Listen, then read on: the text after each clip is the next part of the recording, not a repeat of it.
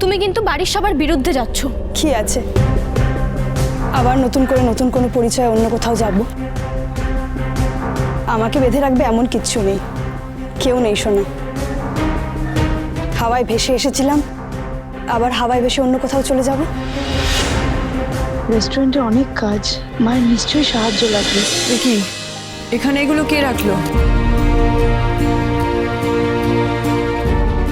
নন্দিনী, সব ঠিক আছে তো? হ্যাঁ একদম।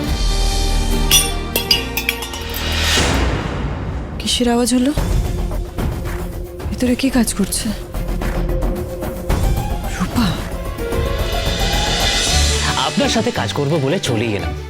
আসলে আমাদের দেশের চাকরি বাকরির যা অবস্থা, তাই ভাবলাম একটাই সুযোগ, ঢুকে পড়ি। মা, আমি তোমার সাহায্য করব মা, আমি ভুলিনি। তোমাকে আমায় সাহায্য করতে হবে না। ও মা, আমি যা করছি তো তোমার জন্যই করছি বলো। আমি টাকার সব ব্যবস্থা করে দেব। আমি একটা নাচের ফাংশন করছি, সব টাকার ব্যবস্থা হয়ে যাবে। আমার জন্য কিছু করতে হবে না তোমায়, যা করার আমি নিজে করব। অনেক অশান্তি বাড়িয়েছো, আর অশান্তি বাড়িও না দয়া করে। এত কিছু হয়ে গেল, আমাকে জানানোর প্রয়োজন মনে করনি তুমি। আমাকে সাহায্য করতে হবে না তোমায়, কৃষ্ণ আছে, কৃষ্ণ আমায় সাহায্য করবে। তুমি যে দায়িত্ব নিয়েছো সেই দায়িত্ব পালন করো। বললাম তো যেতে এখান থেকে। রূপা, আমার মাথার ঠিক নেই। তুই এখানে যতক্ষণ দাঁড়িয়ে থাকবে ততক্ষণ আমি তোকে 5টা কথা শোনাবো। তোর ভালো লাগবে না সেটা, তুই যা এখান থেকে, যা। ও মা, তুমি আমাকে বিশ্বাস করো। তুই আমাকে বিশ্বাস করছিস রূপা? এত বড় একটা ঘটনা মাকে একবার জানানো উচিত মনে হয়েছিল? আমাদের বিশ্বাসের ভিত মরে গেছে রূপা।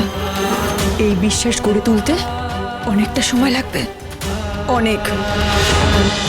কোন সাহসে আপনি আমার মেয়ের গায়ে হাত তুলেছেন? বেশ করেছি, বেশ করেছি। তোমার এই মেয়ে একবার নয় দুবার আমার মেয়েকে মেরে ফেলার চেষ্টা করেছে। আমি চাই না ওই বাড়িতে থাকুক। আপনি না চাওয়ার কে? এই বাড়িটা কি আপনার?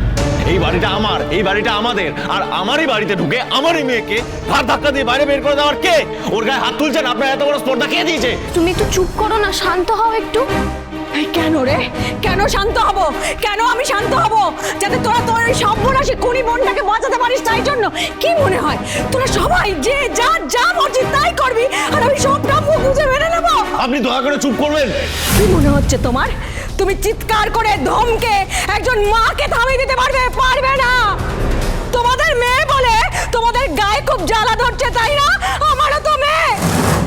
ফিরে এসে সবকিছু নষ্ট কেন করে দিলি রূপা? তোর কাকাই হয়ে হাত জোর করছি, আর অশান্তি বাড়াস না। আমি সব নষ্ট করে দিয়েছি? এই কথাটা বলতে তোমার লজ্জা করছে না?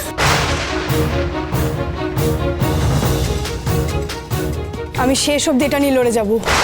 শালিনী আমৃত্যু এই বাড়িতেই থাকবে। রূপা, রূপা প্লিজ তুই আমার কথাটা শোন। না না বাবা, আমি ওদের সাথে কোনো অবিচার হতে দেব না। অবিচার হবে না, আই প্রমিস ইউ। না বাবা, আমার তো আর কেউ নেই, কিচ্ছু নেই, তাই এই লড়াই আমি শেষ অব্দি লড়ে যাব।